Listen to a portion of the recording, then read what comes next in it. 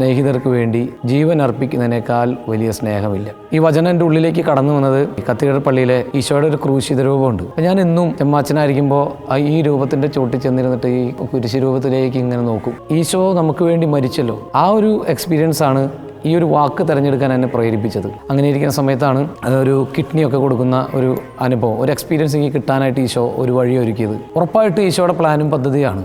കനകമലയുടെ ഇടവയിലായിരുന്നപ്പോഴാണ് kidney കൊടുക്കാമെന്ന ഒരു ചിന്ത വന്നത്. ഒരു പാവപ്പെട്ട വീട്ടിലെ ഒരു പയ്യൻ, അവൻ്റെ 2 കിഡ്നിയും തകരാറിലായി. അപ്പൻ്റെ കിഡ്നി അവന് മേച്ചാകാതെ വരുന്നു. അമ്മയ്ക്ക് ഓവർ ഷുഗർ പേഷ്യൻ്റ് ആയതുകൊണ്ട് എടുക്കാൻ പറ്റുന്നില്ല. ഒരു ക്രൈസിസ് വന്ന സമയത്താണ് ഞാൻ എൻ്റെ കിഡ്നി കൊടുക്കാമെന്ന് പറയുന്നത്. ഈശോയ്ക്ക് ഒരു ലക്ഷ്യം ഉണ്ടായിരുന്നല്ലോ. ഈശോയുടെ ജീവൻ കൊടുത്തിട്ടാണെങ്കിലും ഈശോയുടെ മക്കളെല്ലാവരും രക്ഷിക്കണം. അപ്പോൾ എനിക്ക് ഒരാഗ്രഹം തോന്നി, എൻ്റെ ജീവൻ്റെ ഒരു ഭാഗം കൊടുത്തിട്ട് ഒരാളെ രക്ഷിക്കാൻ പറ്റിയ ഈശോയുടെ സഹനത്തോട് ഇച്ചിരി ചേർന്ന് നിൽക്കാനായിട്ട് പറ്റുമല്ലോ എന്നൊരു ചിന്ത. ആ ഒരു ചിന്ത എൻ്റെ മനസ്സിൽ ആഴപ്പെട്ടപ്പോഴാണ് ഞാനിങ്ങനെ കിഡ്നി ദാനം ചെയ്യാമെന്ന് തീരുമാനമെടുത്തത്.